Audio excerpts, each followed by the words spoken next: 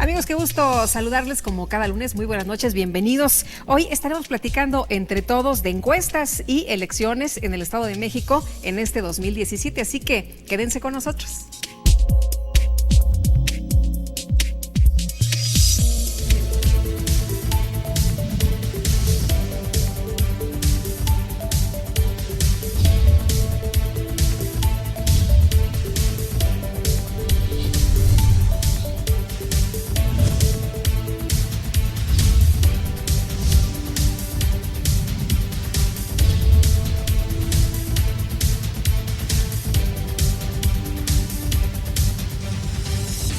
Bueno, nos acompaña en esta ocasión aquí en el estudio. Le agradezco, como siempre, que así lo haga al maestro Paul Valdés. Él es director de Parámetro Investigación. ¿Cómo estás? Bienvenido. Encantado, Lupita, muy bien. Encantado de estar aquí contigo, con tu auditorio. Y además, en un día muy importante, es un día en el que empiezan las campañas para la elección en el Estado de México, justamente en el primer minuto de este lunes. Así es, una campaña verdaderamente insólita considerando la historia electoral del Estado de México, una elección que pues parece sumamente competida hasta donde conocemos ahora por las encuestas publicadas de diversos medios nacionales. Se cuenta pues una competencia plena y en una democracia plena donde la opinión pública se está expresando de diversas maneras y creo que eso es muy sano para la sociedad y para la democracia en general. Paul, ¿para qué sirven las encuestas? Pues mira, yo diría en primer lugar que la opinión pública es una manera en la que la sociedad puede expresarse. Es muy importante que exista libertad para publicar, para investigar la opinión pública, y esta se hace a través de las encuestas, que son pues básicamente herramientas metodológicas o científicas. A partir de una muestra de la población se selecciona de una manera científica de tal forma que sea representativa de la población y se le pregunta acerca de diversos tópicos de interés social, no solamente electoral, sino pueden ser acerca de la seguridad, acerca de las demandas, expectativas, problemáticas de la población, y creo que tienen una utilidad social muy importante para darle voz en muchas ocasiones a gentes que no la tienen normalmente y que a través de las políticas públicas se les puede atender diversas necesidades y expectativas. Y obviamente en el tema electoral también son una herramienta muy importante porque tienen efectos sobre la opinión pública muy relevantes, como pues, evidentemente la tendencia de la búsqueda del voto útil o estratégico, la espiral del silencio, otro fenómeno que se da como efecto de las encuestas, también la tendencia de apoyo al carro ganador. En fin, son varios aspectos que yo creo que son muy importantes para nuestra democracia, y las encuestas proveen de cierta información clave a los electores o a los posibles votantes para que puedan tomar mejores decisiones, ya sea apoyando a su partido con el que simpatizan o eventualmente dándole vuelco pues de alguna manera a quien crean que tiene mejores posibilidades de representar sus aspiraciones, independientemente del partido político al que represente. ¿Y realmente a quién le llegan las encuestas? Sí, el ciudadano de a pie revisa las encuestas, está al pendiente de las encuestas. Fíjate que por sí mismo las elecciones son una manera en la que la población puede darse cuenta de la oferta política de los candidatos. De alguna manera crean una expectativa muy importante a manera de una carrera de caballos, una carrera de autos, sobre quién va a ganar, y las encuestas justamente nos proveen de esta información de quién puede ganar, quién tiene posibilidades, en qué lugar va mi candidato. Y nosotros hicimos algunos ejercicios en el pasado y durante la campaña sí hay una parte importante de la población, cerca del 30-40%, que se entera de los resultados de las encuestas y en función de ellas pueden eventualmente tomar decisiones diferentes a las que tomarían sin información de las encuestas. Entonces está bastante interesante. Sin duda. Dime una cosa, hemos visto en el pasado reciente encuestas en diferentes partes del mundo, en Europa, en Estados Unidos, aquí en México, en las que la encuesta dice una cosa y la ciudadanía dice otra, y todo el mundo, hombre, pero si la encuesta decía que iba a ganar tal o cual y resulta que a la mera hora, no, las encuestas no sirven. Lo habrás escuchado después de los resultados que se dieron. Sí, por supuesto. supuesto. Mira, yo creo que en primer lugar tenemos que aceptar que las encuestas eventualmente pueden tener limitaciones y estas son errores basadas en errores muestrales y no muestrales. ¿A qué me refiero? Básicamente, error muestral tiene que ver con la selección adecuada del informante o de la muestra representativa de la población, pero también puede haber errores no muestrales considerando, por ejemplo, las tasas de respuesta o de no respuesta que tengas en una encuesta, es decir, que la población que estás encuestando, por ejemplo, la mitad no te responda, por fenómenos como pueden ser la inseguridad, como pueden ser también a lo mejor el miedo a expresar su opinión en contextos de no libertades públicas que también puede darse. Simplemente pensemos que en nuestro país actualmente, de acuerdo al INEGI, prácticamente 8 de cada 10 mexicanos, e incluso los mexiquenses, se sienten inseguros en el lugar donde viven. Y esto evidentemente también pues afecta las respuestas o la calidad de las respuestas en determinadas poblaciones. Por ejemplo, en segmentos muy altos se tienen problemas para acceder de una manera normal y ordinaria a poder entrevistar a estas personas. O en segmentos muy bajos eventualmente también tenemos problemas para poder acceder por la inseguridad. Y este tipo de aspectos pues sí puede afectar la calidad de la información recolectada y recopilada. Y también creo que ha habido también mala fama para las encuestas. Por ejemplo, en la pasada elección de Trump, sí, vimos, por ejemplo, cómo determinados pronosticadores, que no son encuestadores, daban a conocer, por ejemplo, tendencias de probabilidad de voto del 70% a favor de Hillary Clinton, lo cual creo que al final terminó confundiendo al electorado, porque esos pronósticos no estaban basados en encuestas, estaban basados en otros variables como el desempeño del partido en el gobierno y otros aspectos que pueden parecer triviales, pero que para esos pronosticadores habían sido efectivos en el pasado, pero en esta ocasión no lo fueron. Hasta las apuestas, ¿no? Exacto, pero no son encuestas. Pero no eran encuestas. No son encuestas, eso sí. Tenemos que hasta las apuestas decían, oye, pero mira, claro, aquí la encuesta y claro, en el pasado ha salido muy bien y ha coincidido. Por supuesto, por eso es muy importante que ahora en tiempo electoral tengamos en cuenta, por ejemplo, la correcta lectura de las encuestas, porque afortunadamente gracias al INE, a la reforma del INE de hace 3 años a la fecha, existen restricciones cada vez más claras para publicar encuestas en tiempo electoral. ¿A qué se refiere esto? Que el INE ha de alguna manera puesto atención de una forma muy importante en transparentar quién financia la encuesta, quién la publica, y evidentemente tiene que ser una encuestadora de prestigio que tenga de alguna manera una solidez metodológica y que presente ciertos principios de carácter metodológico que puedan garantizar que es una buena encuesta, que se está haciendo de una manera adecuada. Además, repito, de quién financia la encuesta, porque en el pasado veíamos que existía en época electoral una infinidad de encuestas electorales que se publicaban básicamente para levantarle la mano a quien la pagaba, lo cual eso evidentemente perjudicó mucho el ambiente electoral, lo contaminó de alguna manera, pero creo que ahorita en este proceso electoral estamos viviendo una especie de restricción en ese sentido, donde de alguna manera se tiene que saber exactamente con mucha precisión quién financió la encuesta, quién la está publicando y cómo se hizo la encuesta. Entonces creo que eso es muy importante. Afortunadamente creo que eso de alguna manera va a reducir un poco de ese filtro, aunque no en redes sociales evidentemente, porque es un tema que todavía está un poquito ahí como una pequeña laguna electoral en ese sentido, y se están publicando encuestas en Facebook y en redes sociales que no necesariamente son representativas de la población total del país, sino solamente de la población que está accediendo a Facebook. Ahora, que, dicho sea de paso, de acuerdo a mi PISI, que es la asociación pertinente en este caso, cerca del 45-50% de la población tiene acceso a Internet en México, pero la mitad no, o cerca de la mitad no.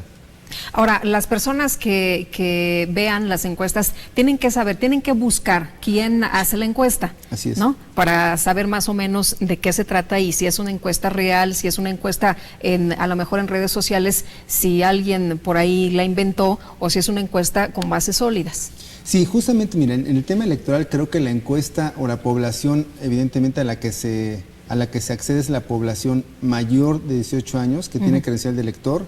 Y para poder hacer una encuesta electoral creo que lo más pertinente es la encuesta en vivienda, aunque se están haciendo ejercicios mixtos de una 80% en vivienda, 20% telefónica, que se han presentado ya en algunos medios, pero creo que lo pertinente es pues la encuesta en vivienda, ir a tocar a las casas de las personas, tratar de cumplir con las cuotas adecuadas en todos los segmentos poblacionales, altos, bajos, medios, de todo tipo, y creo que esa es la correcta. La encuesta telefónica no necesariamente es representativa porque incluso hoy en día vemos una revolución de la movilidad de las personas, de la propia tecnología.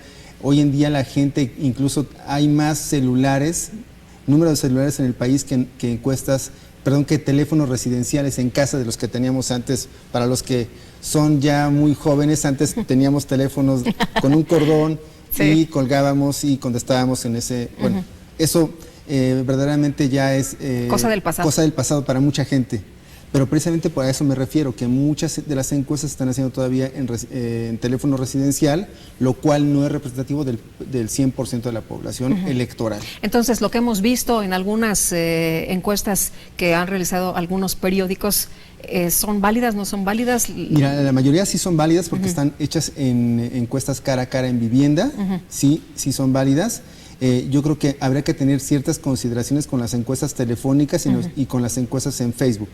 Porque, repito, están atendiendo solamente a la población que o tiene teléfono en casa.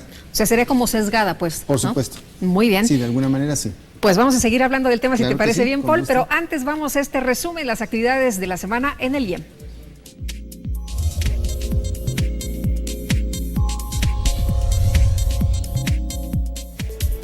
Durante su 15ª sesión extraordinaria, el Consejo General del Instituto Electoral del Estado de México, mediante acuerdo, aprobó el registro de las plataformas electorales para el proceso electoral ordinario 2016-2017, en el que se renovará la gubernatura del Estado de México, para el periodo comprendido del 16 de septiembre de 2017 al 15 de septiembre de 2023. Cabe indicar que este es un requisito indispensable para el registro de candidaturas a cargo de elección popular. El Instituto Electoral del Estado de México y representantes de partidos políticos, así como el fiscal especial para la atención de delitos electorales, Santiago Nieto Castillo, el fiscal general del Estado de México, Alejandro Jaime Gómez Sánchez, y el fiscal especial en materia de delitos electorales del Estado de México, Víctor Manuel Ávila Ceniceros, sostuvieron una reunión con el objetivo de intercambiar opiniones y encontrar mecanismos para acercar a la ciudadanía espacios para la denuncia de posibles delitos electorales y vigilar que las actividades del proceso electoral y la jornada electoral se lleven a cabo con imparcialidad y con total apego a la ley.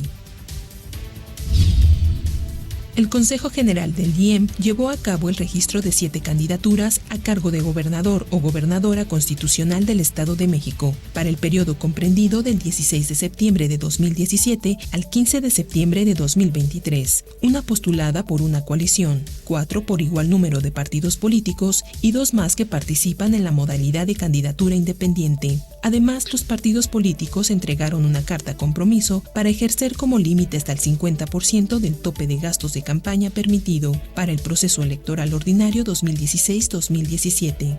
Quienes adhirieron a este compromiso fueron las representaciones del Partido Acción Nacional, Partido Revolucionario Institucional, Partido Verde Ecologista de México, Nueva Alianza, Partido Encuentro Social, Partido de la Revolución Democrática, el Partido del Trabajo y Morena. Tenemos que hacer una pausa, pero regresamos de inmediato y le quiero recordar que a través de redes usted se puede comunicar con nosotros y por supuesto en las redes sociales con el maestro Paul Valdés. Regresamos.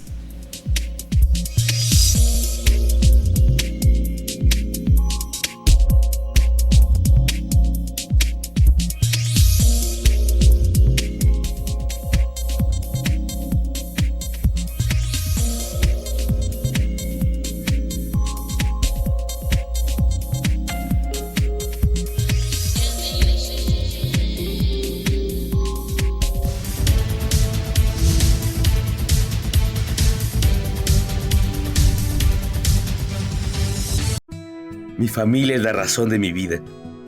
Nos divertimos, platicamos e intentamos salir adelante, siempre juntos. Participamos de las decisiones de nuestra comunidad, discutimos los problemas del país y de nuestro estado. Y si me lo preguntan, sí, iremos a votar. El próximo 4 de junio votaremos para renovar la gubernatura del Estado de México. A esta elección tú le das valor. IEM, Instituto Electoral del Estado de México. Si fuiste seleccionado como funcionario de casilla, un capacitador asistente electoral te visitará. Ábrele la puerta y escucha lo que tiene que decirte. Participa. Los mexiquenses te necesitamos.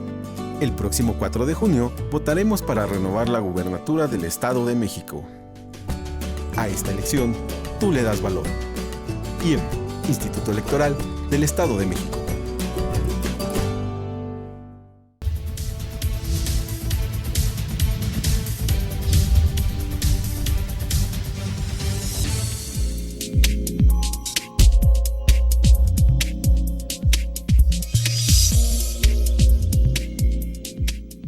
Estamos de regreso y usted sabe que su voz es importante, así que vamos a escucharla.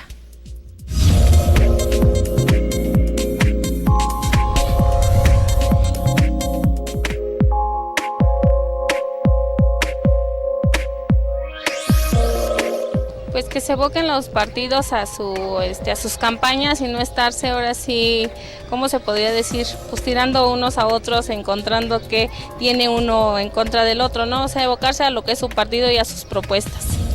Pues conocer a los candidatos, su trayectoria y sus propuestas. Pienso que nada, ¿no? ¿Cómo va? Porque de todos modos lo que diga uno o algo más civilizado, pues no, es lo mismo. Sigue lo mismo, o sea que prometen muchas cosas y no cumplen.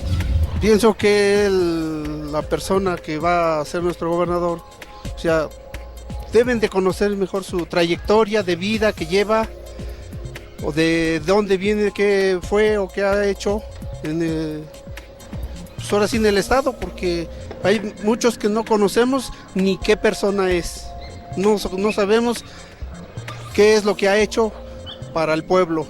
Hay muchos que no hacen nada. Entonces, pues deben conocer muy bien la trayectoria del señor, quien sea nuestro gobernador.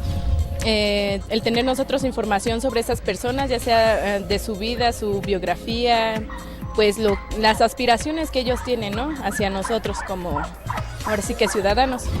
Conocer más que nada las propuestas de los candidatos para que así podamos hacer una buena elección. Creo que nos falta mucho conocer de los candidatos para que así podamos elegir a la persona idónea para que nos pueda gobernar aquí en el Estado de México.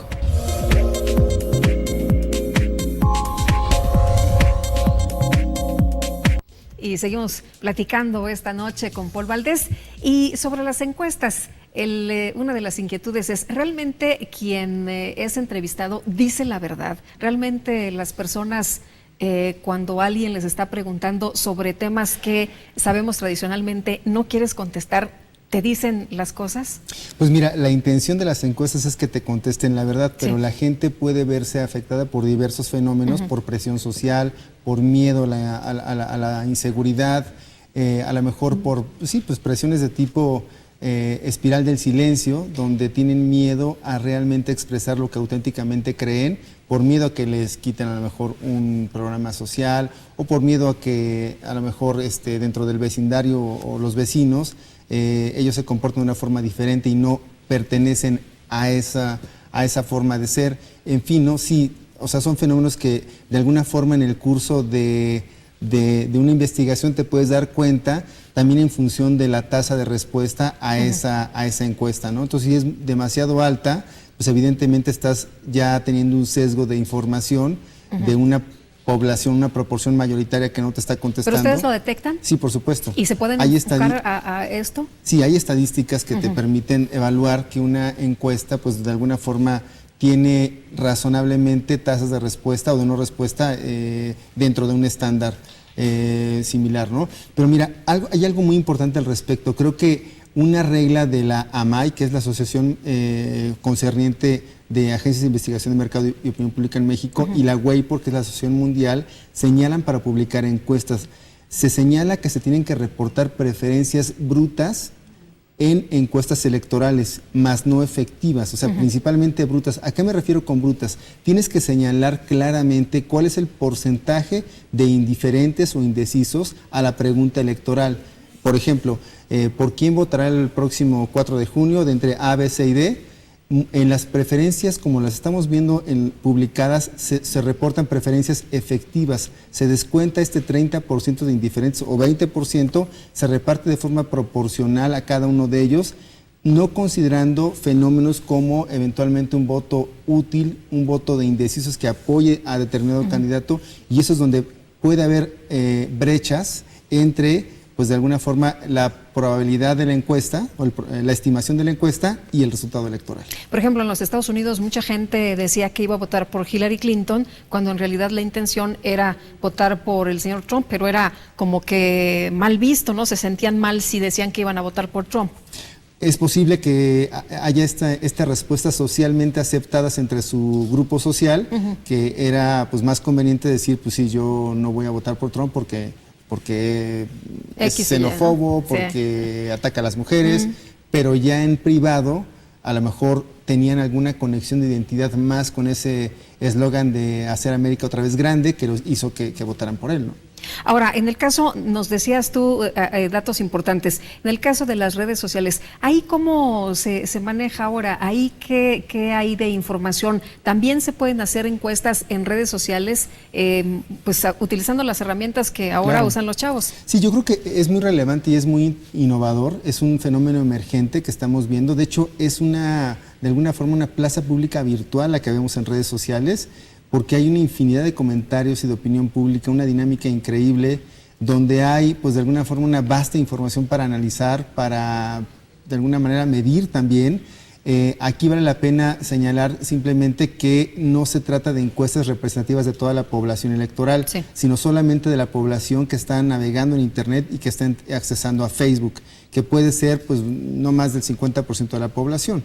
Hay otro 50% que no está accediendo a Facebook y a este tipo de plataformas virtuales que no está siendo considerada en estas encuestas. Por eso hay que tener sus reservas, aunque es un fenómeno muy importante porque nos da a conocer cómo está el estado de la opinión pública en esos segmentos, lo cual es sumamente interesante y rico.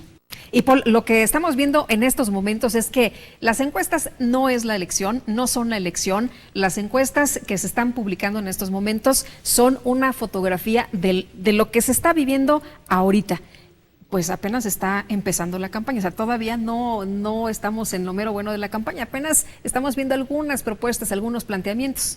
Sí, claro. Como bien dices tú, es una fotografía del momento de este momento y es una estimación de los resultados a un nivel de confianza y un margen de error determinado de más menos 3 o más menos 5, depende del tamaño de la muestra. Y es muy importante señalar que hay una parte de la población que tiene ya una identidad con los partidos políticos, que se siente identificado, que es una especie como de voto duro. Una parte de esto se decide antes de iniciar la campaña, pero otra parte, prácticamente la mitad de acuerdo a nuestros resultados de encuestas de salida, se decide en el curso de la campaña. Entonces depende de cómo se desempeñen los candidatos en campaña, cómo comuniquen, cómo sean percibidos, por supuesto, en cuanto a su oferta política de valor, su diferenciación respecto de los otros, en cómo de alguna manera van a persuadir al electorado o a reforzar su identidad y eventualmente pues de acuerdo a sus estrategias de cada uno de ellos. O sea que le tienen que echar ganas, porque no están todos en la bolsa. Sumamente interesante. Yo creo que este periodo de 2 meses es un periodo muy interesante. Lo veo una especie como de carrera parejera, como de carrera de cuarto de milla, que es muy corta, donde de alguna manera aquellos candidatos o aquellas candidatas que estén pues más preparadas a trabajar bajo presión, a tener un expertise de qué hacer, que estén enfocadas, que comuniquen mejor su mensaje de campaña y que tengan pues obviamente capacidad de movilización y operación en campo, pueden pues eventualmente tener una estrategia más hacia el triunfo electoral. A la gente le gustan las campañas cortas. Lo que habíamos visto es que estaban hartos, ¿no?, de que hubiera campañas largas. La gente quería que se gastara menos dinero, que fueran un poquito más cortas. Son 8 semanas nada más. Yo creo que es lo conveniente en este momento. La población, como tú lo sabes, se encuentra pues sumamente desafecta respecto a la política en general, no en México, en el mundo, en América Latina, en todas partes del mundo.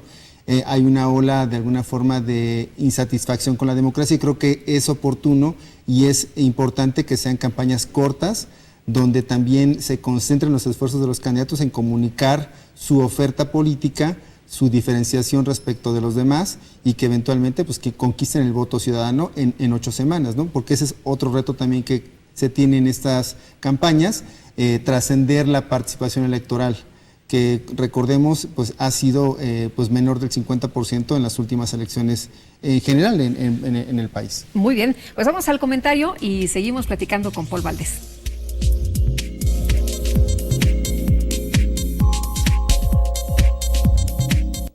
El marketing político forma parte de las herramientas con que las campañas electorales cuentan para la consecución del voto en el contexto de elecciones. El marketing como herramienta es parte de un proceso novedoso de comunicación política que los partidos políticos y sobre todo los candidatos han asumido. Son cambios que han habido en los últimos 40 o 50 años en los que las campañas han trascendido de este carácter donde las elecciones tenían que llevarse por tierra y hoy en día la vigencia de medios de comunicación cada vez más exponenciales, con auditorios más sensibles a escuchar, a recabar la opinión de sus candidatos, los obliga a exponerse a medios de comunicación y sobre todo al desarrollo de habilidades, destacando imagen, destacando discurso, destacando la capacidad de persuasión que tiene el político para atraer al simpatizante, al militante o al elector. Lo interesante del marketing es que está asociado con el desarrollo de un liderazgo. Si no contamos con un buen líder, evidentemente la transmisión de un mensaje sufre un problema evidentemente fuerte, puesto que el mensaje y el contenido no serán transmitidos adecuadamente. Desde esta perspectiva o mirada, el marketing es una herramienta que permite la aproximación del político con el ciudadano, pero tenemos que tomar en cuenta que esto solamente será posible si hay un adecuado manejo de contenidos, pero también de imagen.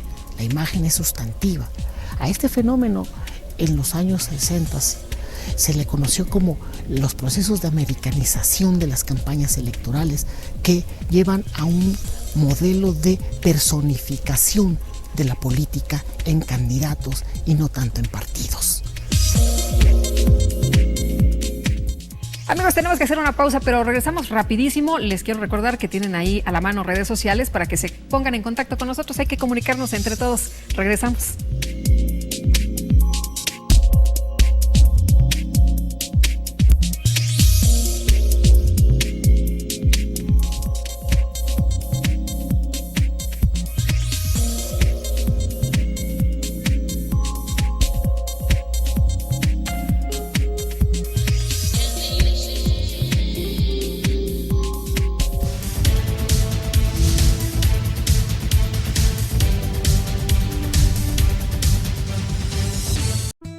Mi familia es la razón de mi vida.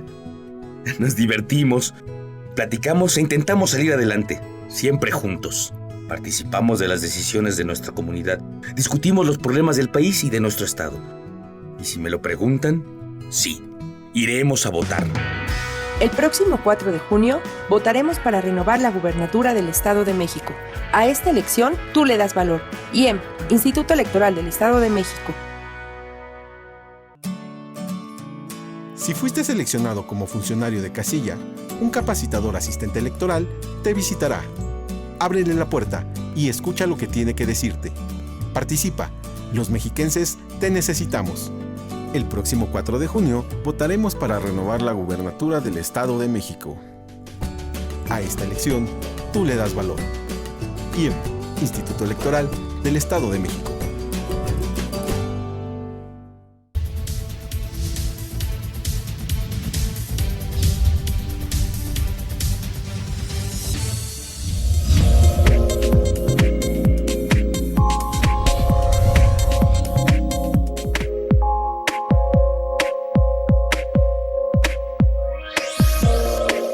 Pues quizás conocer mejor las propuestas de cada candidato para que pues pueda elegir de manera responsable.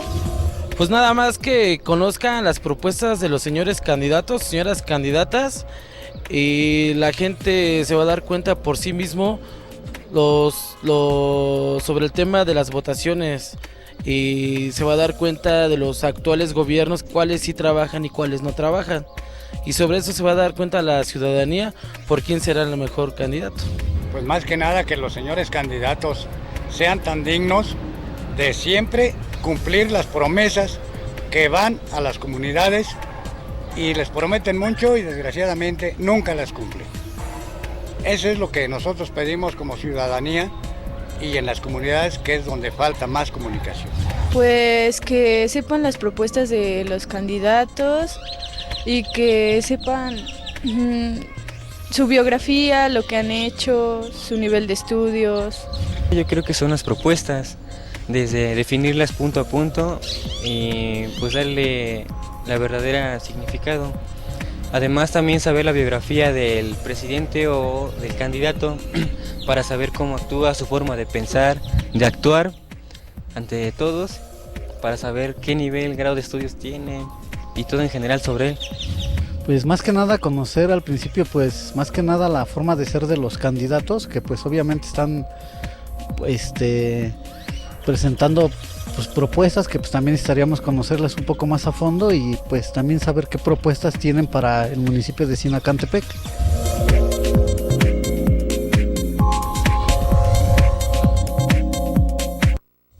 Bueno, pues estamos de regreso. Muchas gracias a ustedes que participan con su voz y que enriquecen este espacio que es Entre Todos. Paul, te quiero preguntar sobre el tema de las encuestas. ¿Cómo se producen encuestas de calidad?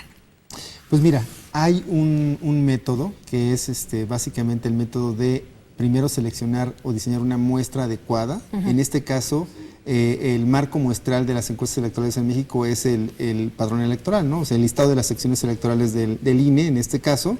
Se hace una selección aleatoria de esto, porque es donde están los votantes, básicamente. Luego se pueden hacer diversos métodos, como puede ser la selección por cuotas de edad y sexo, en fin, de tal forma que tus estadísticos de la población, las características de la población, estén adecuadamente representados en los estadísticos de la muestra, los parámetros poblacionales en los estadísticos de la muestra. De una manera, pues básicamente muy a grosso modo. Si tenemos, no sé, 10 pelotas o 100 pelotas, 50 amarillas y 50 rojas, nuestra muestra de 10 tendría que tener 5 amarillas y 5 rojas. De alguna manera, para cada característica de la población, como puede ser género, edad y otras características, en este caso como la preferencia electoral. ¿A quiénes se encuestan? ¿Los chavos que ya tienen credencial? Sí, necesariamente la encuesta electoral tiene el filtro de tener como entrevista efectiva a la población que tenga mayor de 18 años, que manifieste contar con credencial de elector y que manifieste residir en ese perímetro, en esa demarcación territorial. Ahora, en el caso del Estado de México tenemos por primera vez estas figuras independientes, la candidatura independiente. Esto va a generar que se haga una muestra más grande, ¿no? Los candidatos tradicionales de los partidos y los candidatos independientes, todos en el mismo saco, ¿no?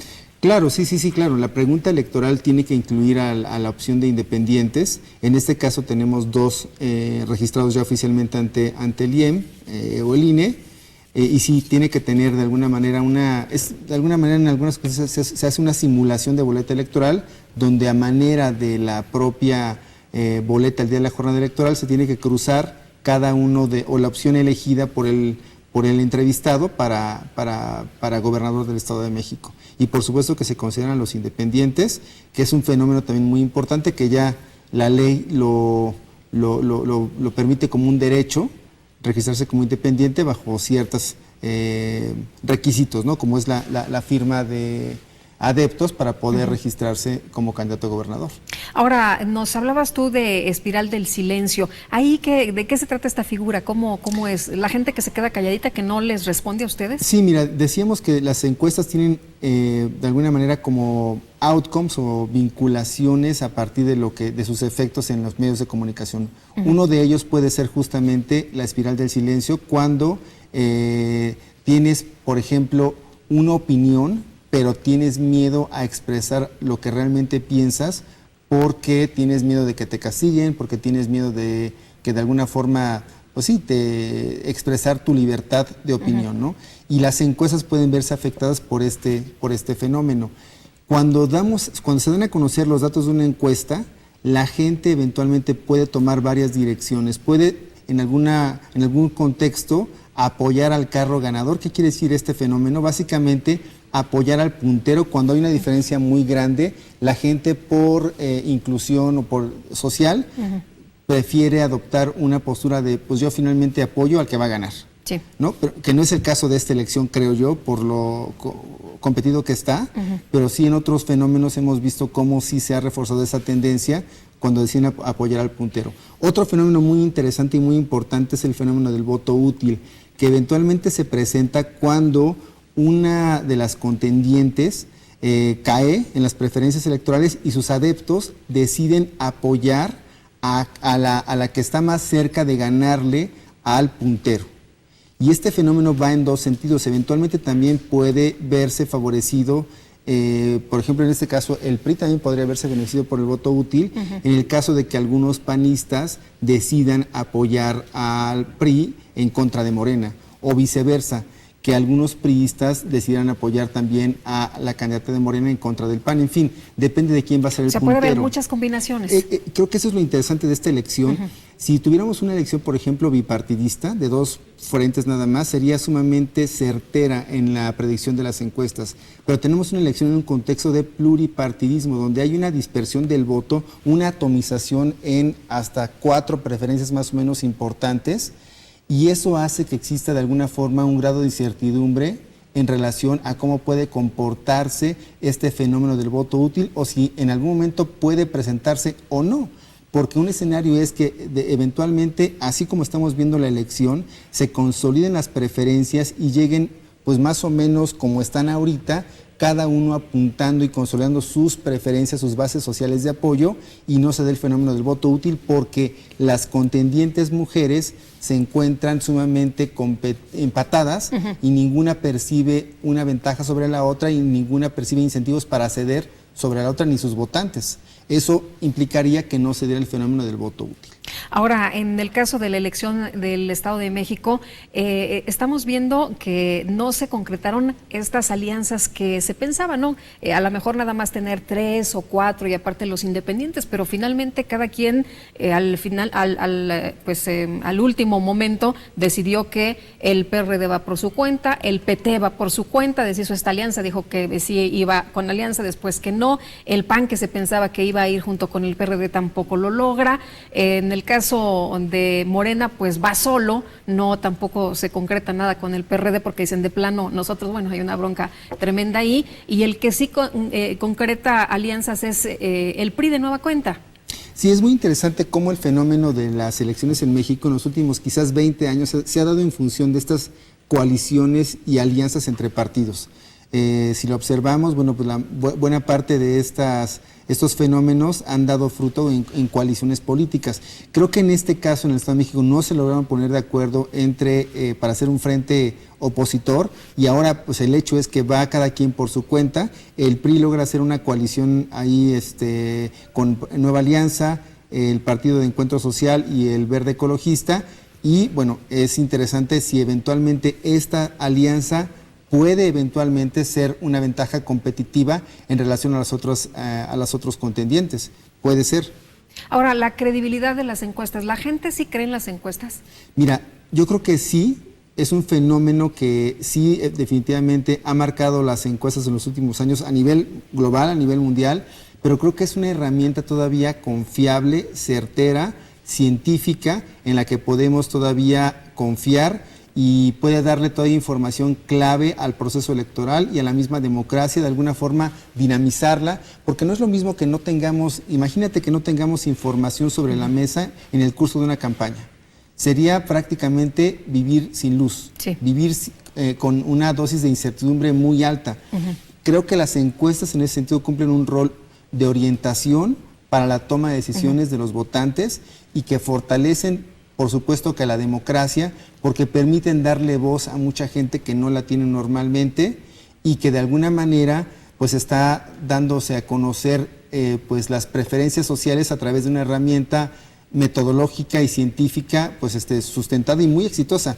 Evidentemente ha habido, como decía yo en un principio, limitaciones de las encuestas para dar a conocer resultados a lo mejor más certeros, pero en contextos donde hay a lo mejor altas tasas de no respuesta, donde hay fenómenos de inseguridad muy altos, donde definitivamente se presentan los fenómenos como de la espiral del silencio, donde de alguna manera el contexto social tiene que ver en la forma en que interactúas con el votante, con el encuestado, y cómo va a responder, si puede responder con miedo, eventualmente pues no va a decir lo que realmente cree.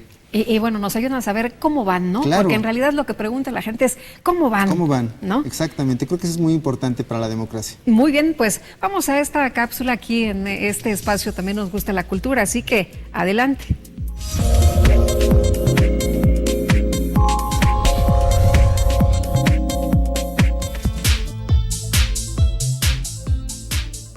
La relación entre el cine y la política ha sido tradicionalmente abordada. Es la crítica especializada la que, al identificar diferentes géneros, ha fijado su mirada en esta relación. No obstante, en este espacio, los últimos años han sido testigos de un indudable desarrollo que promete un futuro más promisorio.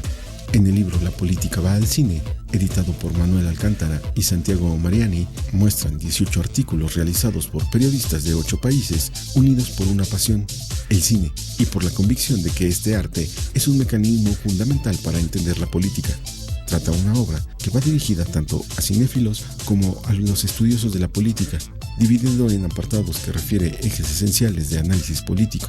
Aborda el poder como la razón de ser de la política, plantea distintas perspectivas de la construcción del político en torno al papel del Estado, hace referencia a la instauración de esquemas de poder que niegan a la democracia por el sendero del autoritarismo y el totalitarismo. En el libro La política va al cine, encontraremos distintas maneras de enfocar los temas y soportes fílmicos ahí tratados, libro que debemos de leer entre todos.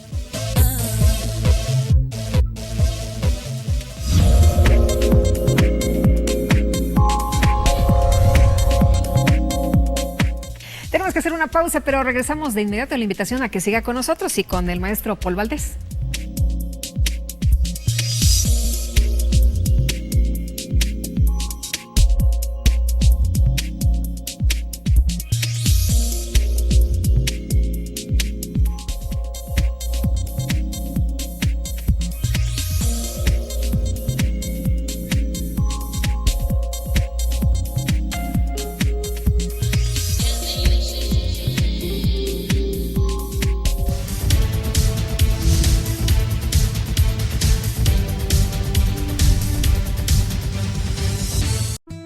Mi familia es la razón de mi vida. Nos divertimos, platicamos e intentamos salir adelante, siempre juntos. Participamos de las decisiones de nuestra comunidad, discutimos los problemas del país y de nuestro estado. Y si me lo preguntan, sí, iremos a votar. El próximo 4 de junio votaremos para renovar la gubernatura del Estado de México. A esta elección tú le das valor. IEM, Instituto Electoral del Estado de México. Si fuiste seleccionado como funcionario de casilla, un capacitador asistente electoral te visitará. Ábrele la puerta y escucha lo que tiene que decirte. Participa. Los mexiquenses te necesitamos. El próximo 4 de junio votaremos para renovar la gubernatura del Estado de México. A esta elección, tú le das valor. IEM, Instituto Electoral del Estado de México.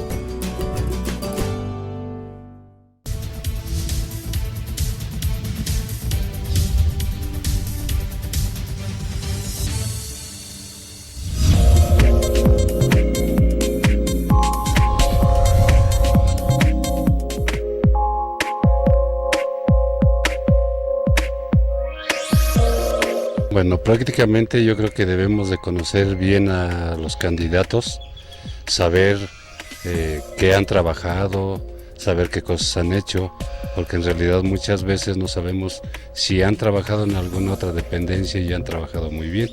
Eso es lo primeritito que nosotros debemos de informarnos, porque si no, no podemos votar nada más a ciegas.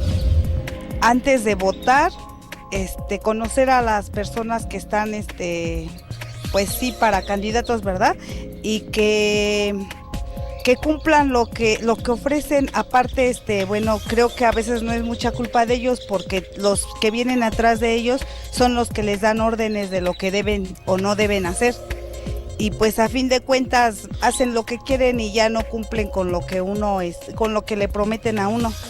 Y por eso pues uno siempre está amolado, porque ellos hacen lo que quieren todos, los que vienen atrás del candidato, y pues el candidato termina obedeciéndoles y ya no nos cumplen todo lo que prometen.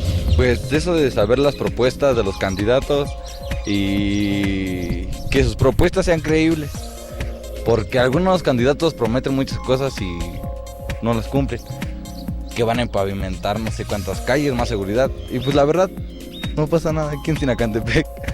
Pues antes de promover sus candidatos, escogerlos, que sea gente decente y que de veras tenga interés en ayudar al pueblo. Que nos expliquen bien sus propuestas y así pues tomar una buena elección. Desde mi punto de vista, lo que hace falta es que en los medios abarquen más tiempo para precisamente informar de lo relacionado a los partidos, no otras cosas que no tienen la relevancia en este caso necesaria.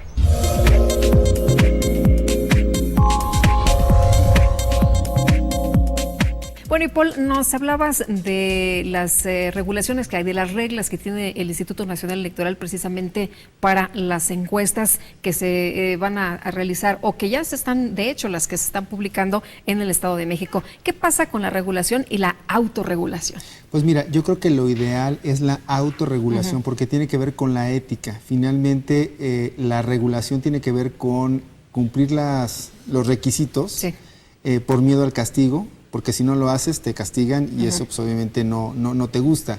Y la autorregulación tiene que ver con un desarrollo de un código de ética entre los profesionales de la investigación de mercados y de opinión pública, que creo que de alguna forma se está dando en México poco a poco a través de la AMAI.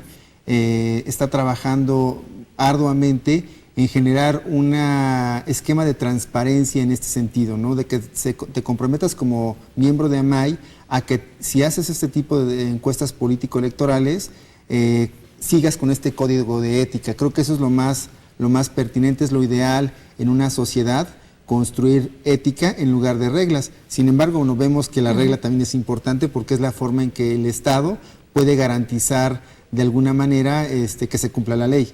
Y en este sentido, la regla del INE tiene que ver con justamente 3 aspectos muy sustanciales y muy importantes. Transparentar quién publica la encuesta.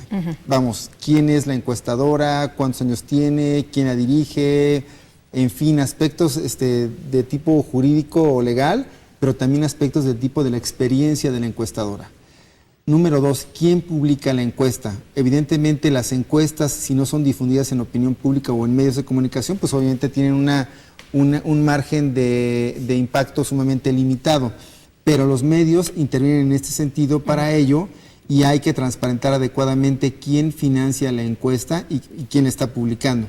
Y un tercer elemento también muy importante es cómo se hace la encuesta, bajo qué herramientas o marco metodológico muestral se está realizando la encuesta, para garantizar que sea justamente un instrumento correcto y adecuado para de alguna manera representar las opiniones de las personas. Entonces creo que en ese sentido la regulación de INE ha sido adecuada, ha sido buena, y me atrevo a decir que de alguna manera ha reducido de alguna forma las ventajas que en el pasado tenían algunos actores para poder publicar encuestas sin el rigor metodológico o sin la experiencia detrás de una encuestadora robusta y sólida, y eventualmente pues era una guerra de encuestas, como se decía en el pasado. Creo que no va a ser en esta campaña ni en estos procesos electorales por venir, porque la regulación del INE en ese sentido ha cumplido con desincentivar a ese tipo de conductas. Oye, luego vimos algunas elecciones en las que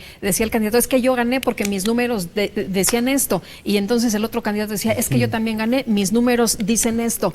¿Cómo evitar estas situaciones? Justamente la regulación del INE apunta a ello, ¿no? A que no se dé esta guerra de encuestas, que se regule quién la publica, quién la financió, y en dónde cómo se hizo, Sí. y esto creo que desincentiva ese tipo de conductas perjudiciales para la propia democracia electoral en nuestro país. Creo que ahora veremos cosas diferentes, ¿no? Más mesuradas en ese sentido, ¿no? Al final del día sí puede ser que haya encuestas de salida donde cada quien la encuesta le levante la mano Sí. al que la pagó, pero creo que no es lo, Sí. no es lo bueno, no es importante. Bueno, pero cada quien sabe, ¿no? Si la pagaste, Mira, pues sabes que te van a decir y al buenos final del números. día creo que el mercado te castiga, ¿no? Si es ese tipo de conductas como encuestadora, el mercado finalmente te va castigando con ese prestigio de que no fue correcto, no lo hiciste bien, y al final los platos se pagan. Claro. Los platos rotos se pagan. Pues sí, y hablando ya de lo que se paga y lo que no se paga, ¿cuáles son los retos, cuáles son las oportunidades que vislumbras tú en esta Mira, yo elección? creo que vivimos en un mundo sumamente conectado, de muchísima movilidad, muchísima información, muchísimos bits de información para los tecnólogos, y creo que las redes sociales nos dan esa oportunidad. Este nuevo espacio público virtual que se da en Facebook, en Twitter, en fin, en otras redes sociales, no lo hemos del todo explotado los investigadores. Habrá que pensar de forma innovadora y creativa cómo, de alguna forma, estudiar de una mejor manera cómo generar métricas de bits de información que están ahí, de los likes, de los hashtags, y hacerlos de una forma más oportuna, más rápida, para poder tener un dominio o una investigación de la opinión pública pues más innovador, y eventualmente cómo hacer muestras ponderadas entre, a lo mejor, muestras en vivienda, una parte, otra porcentaje telefónico, otro porcentaje en sitio, otro porcentaje en redes sociales como Facebook, que de hecho ya se están haciendo este tipo de modelos o de ejercicios de encuestas incluso electorales en Estados Unidos, en YouGov, por empresas también de primer nivel en Inglaterra, que están haciendo este tipo de modelaciones, pero creo que el futuro va a llegar también para México en ese sentido, porque como tú sabes, se ha transformado básicamente la forma en cómo nos relacionamos, cómo nos comunicamos a través de los dispositivos móviles. Pues una gran cantidad de personas prácticamente vive, ya no compra el periódico, sino más bien a través de su red social se informa de lo que está pasando a su alrededor. Bueno, las campañas que ya vimos en algunas partes del país, ¿no? El Bronco, Kumamoto, así es. Algunos de ellos que usaron precisamente Facebook y Twitter para hacer su campaña. Y creo que en el Estado de México también va a suceder eso. Vamos a ver en el terreno de las redes sociales el espacio también de las campañas, las batallas por la opinión pública en redes sociales, y de hecho, bueno, ya lo estamos viendo, ¿no? Hay infinidad de publicaciones al respecto, mediciones, encuestas en Facebook, en fin. Bueno, pero en el caso de las encuestas, ahí está la oportunidad. Creo que sí. En el futuro tendremos que hacer ese tipo de modelaciones para combinar diferentes fuentes de información, porque la realidad está cambiando, la sociedad está cambiando, y si no nos damos cuenta, nos va a rebasar completamente, y pues no es el propósito, es más bien estar a la vanguardia en ese sentido. Muy bien. Paul, ha sido un gusto, como siempre, poder platicar contigo. Muchísimas gracias. Igualmente, Lupita, encantado. Y buenas noches. Y también buenas noches a usted. Gracias por acompañarnos aquí Entre Todos. Le deseo que tenga una muy buena semana y nos vemos la próxima. Pásenla todos muy bien.